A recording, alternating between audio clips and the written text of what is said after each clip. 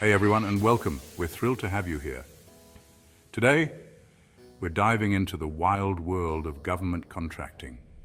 It's a fascinating and complex field that plays a crucial role in how our government operates and serves the public. Don't worry, I promise to make it as painless as possible. We'll break down the concepts into easy-to-understand segments so you can follow along without feeling overwhelmed. Think of this as a crash course in how to spend taxpayer money responsibly. We'll cover the basics, the do's and don'ts, and everything in between to ensure you have a solid understanding.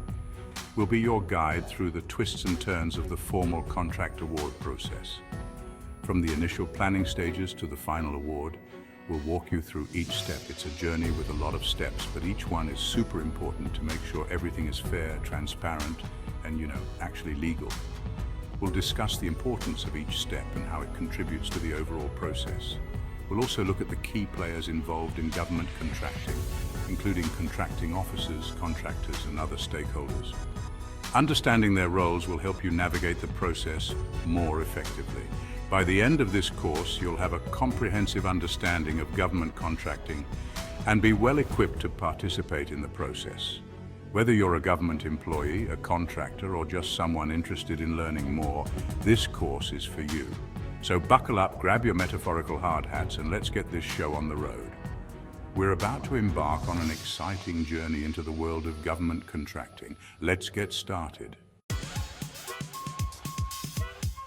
First things first, we need to figure out what problem we're trying to solve. Sounds obvious, right?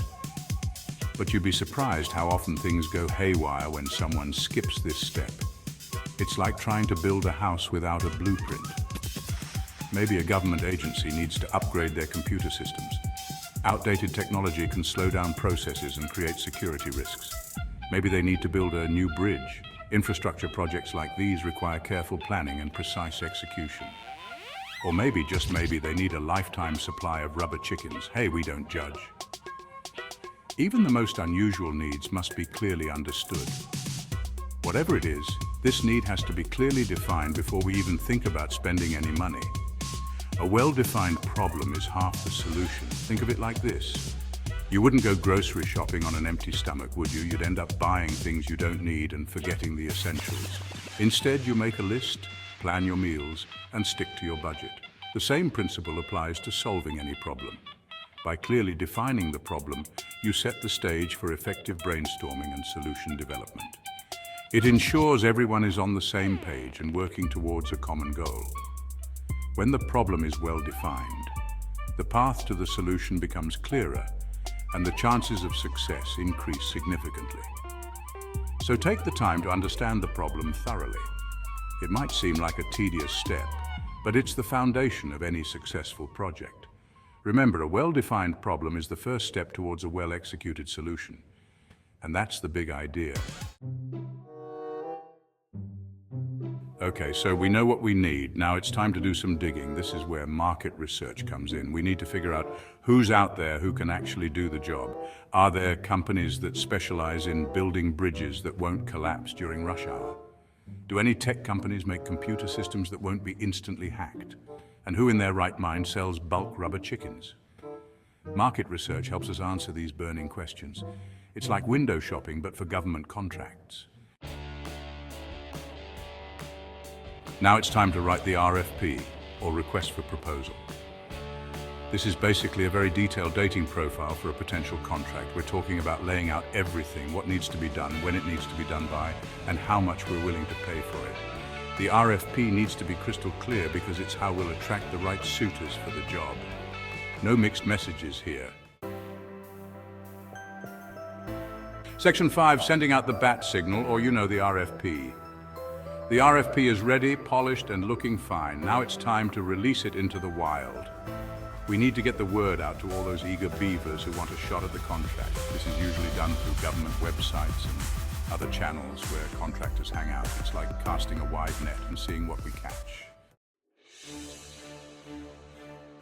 Section 6, judging time. May the best proposal win.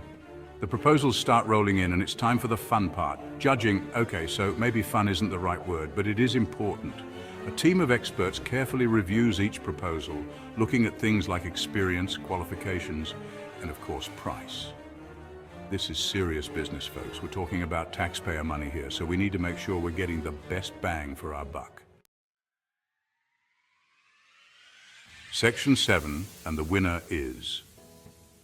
After what feels like a million years, but is actually more like a few weeks or months, a decision is made. One lucky contractor has captured our hearts and our budget. But before we start popping champagne, there are still a few more steps to go. This is government contracting, after all. We don't do anything quickly. Section 8, let's make a deal contract negotiation. Winning the bid is like getting asked to prom. Now it's time to hammer out the details, which is where contract negotiation comes in. This is where the government and the chosen contractor sit down and finalize all the nitty-gritty details of the agreement. It can involve some back and forth, like figuring out payment schedules or making sure everyone's on the same page about deadlines. Think of it as a friendly game of contract-based tug-of-war. Section 9, signing on the dotted line, virtually of course. Everything's been agreed upon, the lawyers have given their blessings, and it's finally time to make it official. The contract is signed, sealed, and delivered. Well, maybe not delivered in the traditional sense. These days it's all about electronic signatures. But hey, at least we're saving some trees, right? Section 10, better luck next time. Notifying unsuccessful bidders. Remember all those other contractors who submitted proposals? Well, it's time to break the news that they didn't win. This is usually done through a formal notification process, and it's important to be transparent and professional, even when delivering bad news. Who knows? They might be perfect for the next big government project. Section 11, sharing is caring, the post-award debrief. Sometimes the government likes to offer a post-award debriefing to the companies that weren't selected.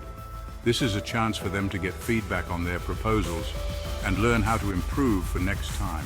It's like getting notes after a big presentation. Sure, it stings a little, but it helps you do better in the future. Section 12, keeping an eye on the prize contract management. Woohoo, the contract is signed and the project is underway. But our job isn't done yet. Now comes the equally important part, contract management. This involves making sure the contractor is holding up their end of the bargain, staying on schedule, and not spending all the money on rubber chickens. Unless that was actually in the contract, in which case, party on. Section 13. That's a wrap. We've journeyed through the intricate process of formal contract awards, and now it's time to bring it all together. And there you have it, the culmination of hard work, dedication, and meticulous planning. That's the formal contract award process in a nutshell. From the initial proposal to the final handshake, every step is crucial. It might seem like a long and winding road filled with numerous meetings and detailed discussions, but it's all designed to ensure that taxpayer money is spent wisely and responsibly. Every calculation, every decision is made with the public's best interest in mind. So the next time you see a new bridge being built or a government website that actually works seamlessly, you can appreciate all the hard work, collaboration, and strategic planning and bureaucratic hurdles that went into making it happen. The countless hours spent reviewing documents, the endless meetings, and the tireless efforts of many individuals. Now, who has questions?